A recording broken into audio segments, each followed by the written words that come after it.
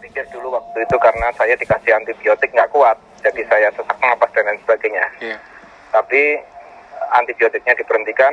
Nah, setelah saya mendapat sertifikat negatif, jadi lulus saya, Mas. Tapi 2 minggu kemudian timbul efek di tubuh saya itu masih sering sesak napas, di paru-paru kayak ada gelembung-gelembung gitu. Nah, ketika saya periksa kan dokter bilang secara imunitas tidak ada lagi COVID di tubuh saya. Secara imunitas sudah tidak ada. Tetapi efek ke jaringan tubuh yang lain ini yang harus disembuhkan. Nah, itu nggak perlu perlu waktu cukup lama, Mas, 2 tahun. Saya harus menyembuhkan penyakit yang dirusak oleh COVID di tubuh saya ini. Oke.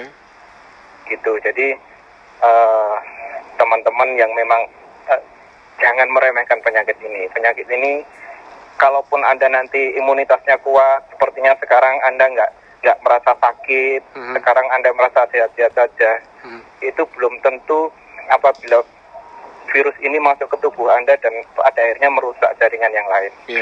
Karena selain paru-paru, Mas, tenggorokan itu dokter bilang scrap, jadi luka. Oh. Gitu, karena kan kering ya. Iya. Nah, tenggorokan itu juga luka, itu scrap. Gitu. Nah, jadi new normal ini ya memang harus kita jalani. Ini sebuah virus yang harus berdampingan, tapi sebisa mungkin ya harus kita lawan dengan kedisiplinan kita. Cukup memprihatinkan. Makanya kalau saya dengar ada perawat yang sampai meninggal, rasanya banget, Mas. Berantas sekali rasanya. Saya nggak cuma lihat perawatnya, tapi janin yang umur 4 bulan itu loh, Pak. Ya. Karena ketika saya dirawat itu, saya kan ngobrol sama perawat-perawat itu ya, mereka nggak pulang, gitu kan. Nggak bisa berinteraksi dengan istrinya dan suaminya secara normal, di rumah. Anak-anaknya. Nah, kemudian sampai mungkin harus meninggal dan lain sebagainya. Ini, ayolah kita ini sebagai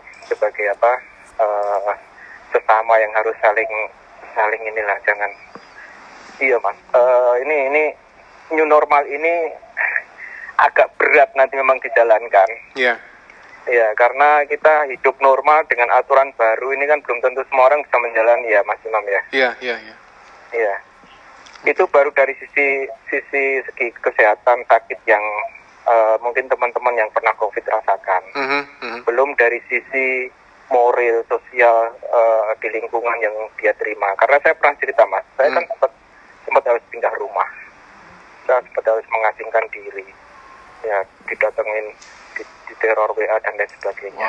Nah, ini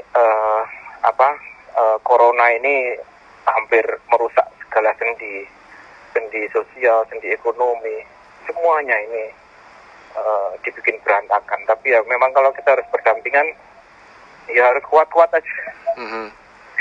Iya, Mas Imam. Iya, setuju saya. Iya. Nah itu, jadi yang masih sehat, ojo sampai kena COVID, jangan sampai. Bener. Lorone itu, kalau saya bilang ya, mungkin memang benar. Kalau sakit kena corona tiba-tiba 2 hari meninggal, itu bisa terjadi. Saya waktu sakit, Mas, nggak bisa napas itu sampai gedruk-gedruk saya. Sampai pakai alat bantu begitu? Oh enggak, saya karena sempat kan di rumah ya, sempat jadi ketika saya sesak napas, nggak bisa napas. Jenengan tahu gedruk-gedruk, Mas. Jadi saya sampai, kaki saya tuh sampai saya hentak-hentakan gitu. Gitu pokoknya. Oh iya. Kayak mau ambekan kangel ya. Sudah dipesen jangan sampai membungkuk. Kalau sesak napas ojo bungkuk, karena orang kan bungkuk ya. Nah, jadi harus tetap, bener. Jadi lehernya tuh kayak diikat kawat gitu, klak gitu. Itu mesti lewat pasti. Kalau yang nggak kuat. Jadi bener, kalau yang kena COVID terus ada yang bilang PDP, dianggap PDP 4 hari kemudian meninggal. Loh iya, karena dia kadang-kadang nggak merasakan tubuhnya itu nggak cuma sesak napas, tapi tubuh yang lain mungkin sudah diserang.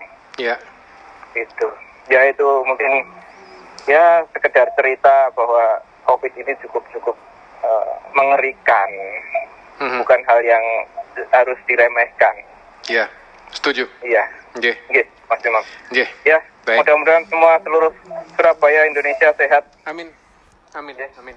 Nggih, Assalamualaikum. Waalaikumsalam warahmatullahi wabarakatuh. Mas Asmara bergabung dengan Suara Surabaya. Ini kawan lama sekali saya nggak kumpul karena saya juga cukup lama tidak bersiaran malam dan baru kali ini kesempatan kumpul lagi dengan saya. Kawan, program